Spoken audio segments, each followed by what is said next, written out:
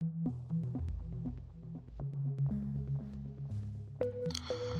today's lesson, we will practice the count, COUNTIF, and COUNTIFS functions.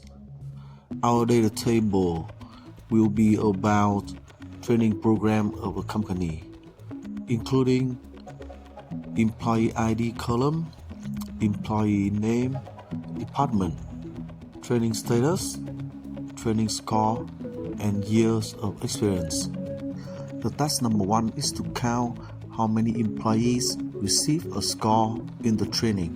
We will use the count function to count the numeric values in the score column. The only argument of the count is the score range. For the task number 2, we need to count how many employees belong to the sales department. In this case, the department becomes the condition for counting. To do this, we use the COUNTIF function.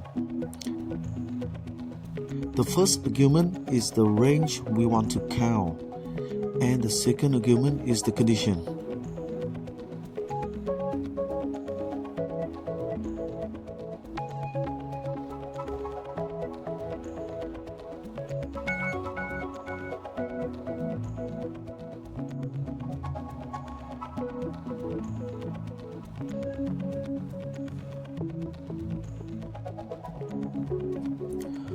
For the task number 3, we need to count the employees with more than 3 years of experience. So we use the COUNTIF function.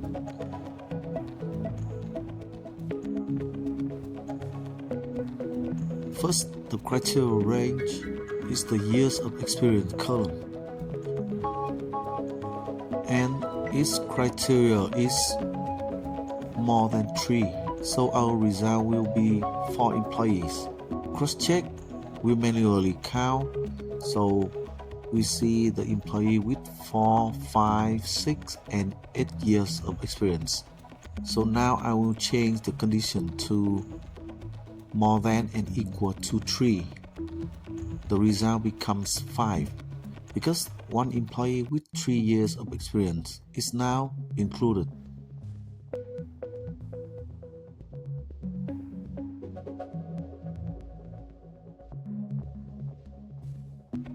For the task number 4, we need to count employees who belong to the IT department and have completed the training.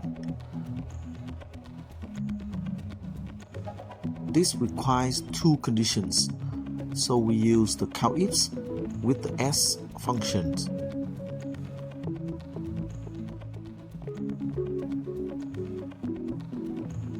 The criteria range 1 will be the department column, and its criteria will be IT. The criteria range 2 will be the training status column, and its criteria will be completed. So here I will type C in lowercase, and the result is still correct because COUNTIFs function is not case sensitive.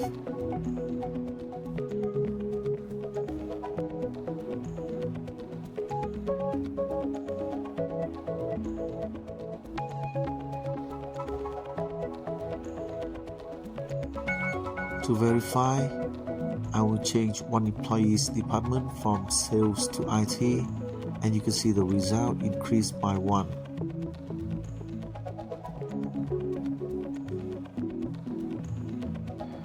For the task number 5, we need to count employees with scores from 80 to 90, which means 2 conditions.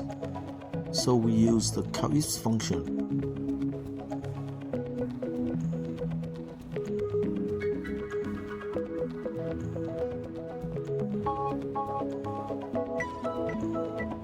The criteria range 1 is the score column, and its criteria will be more than or equal to 80. The criteria range 2 will also a score column, and its criteria will be less than or equal to 90. To cross-check the result, I'll change one employee's score to a value between 80 and 90, and you see the result is still correct.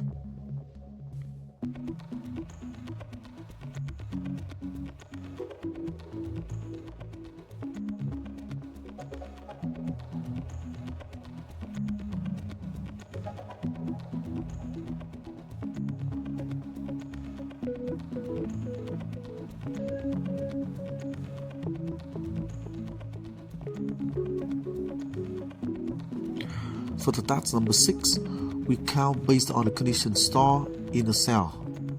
Here, the condition is the department selection. We have to count the number of employees in the department specified in the cell H2. So the criteria range will be the department column, and its respective criteria is the cell S2. So when I change the value in the S2 in the drop-down list, the result will update automatically based on how many times the department appears in the criteria range.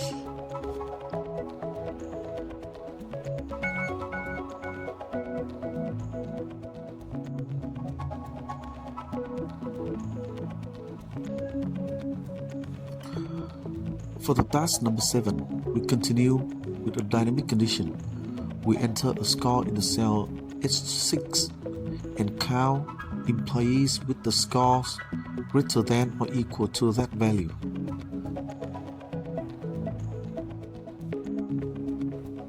The criteria range will be the score column.